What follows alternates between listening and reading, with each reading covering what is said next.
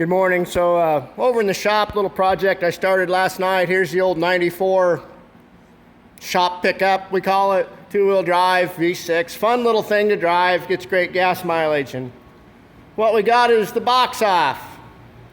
And how we do it, we use the engine hoist.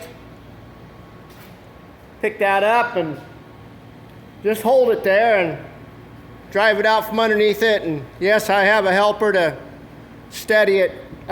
Usually works out pretty good, but the reason I wanted to show you why we had to take the box off is how complicated or how tough things can be. It's just work, but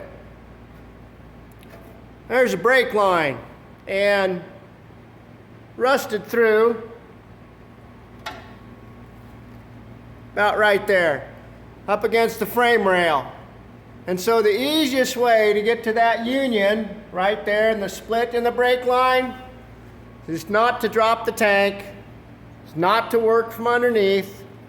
Just take the box off, get it up out of your way, put a new brake line in it.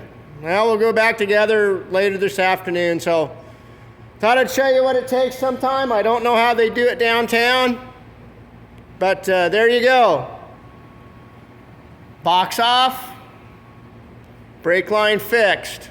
Have a nice day.